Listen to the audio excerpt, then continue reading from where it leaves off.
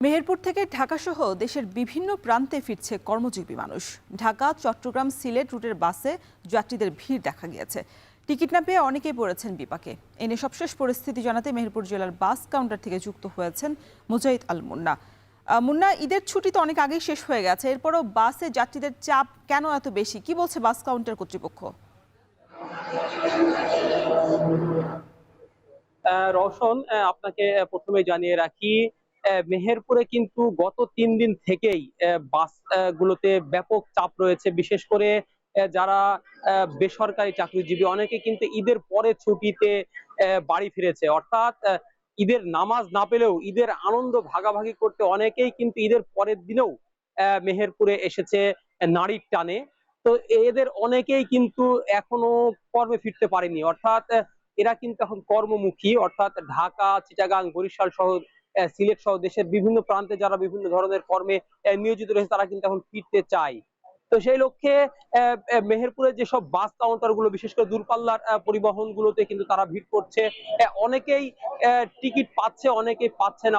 আমি কয়েকজন যাত্রীর সাথে কথা বলেছি, তারা আমাকে জানিয়েছেন যে গত কয়েকদিন ধরে ঘোরাঘুরি করেই কিন্তু তারা কেবলমাত্র টিকিট সংগ্রহ করতে পেরেছে। আবার অনেকেই কিন্তু টিকিট না পেয়ে খালি হাতে ফিরছে এবং ভেঙে ভেঙে, অর্থাৎ মেহেরপুর থেকে চুয়াডাঙ্গা, চুয়াডাঙ্গা থেকে ঝিনাইদহ, এইভাবে ভেঙে ভেঙে কিন্তু তারা লোকাল বাসে করে অনেকে যাচ্ছে।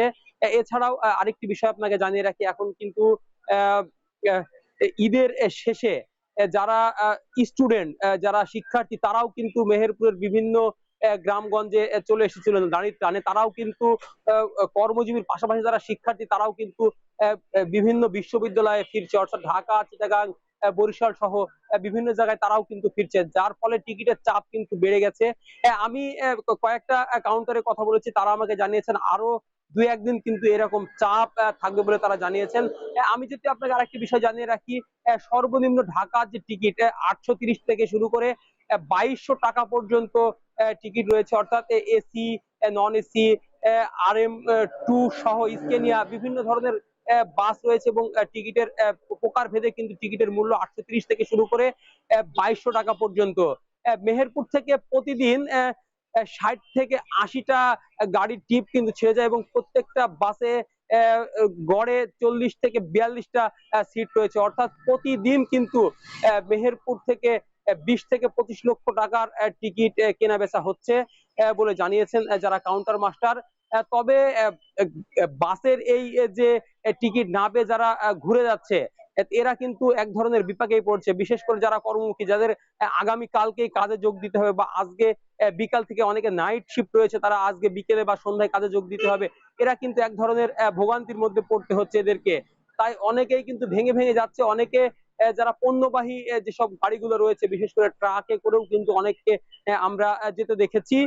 তবে বাস যদি বাসের সংখ্যা যদি আরেকটু বাড়ানো যেত, তবে সবাই কিন্তু স্বাচ্ছন্দ্যে তারা কর্মে ফিরতে পারতো। যারা শিক্ষার্থী রয়েছে তারা ক্যাম্পাসে ফিরতে পারতো। রওশন, এই ছিল আমার কাছে মেহেরপুর থেকে ঈদ শেষে শিক্ষার্থী এবং কর্মমুখী মানুষের ফেরার সর্বশেষ খবর।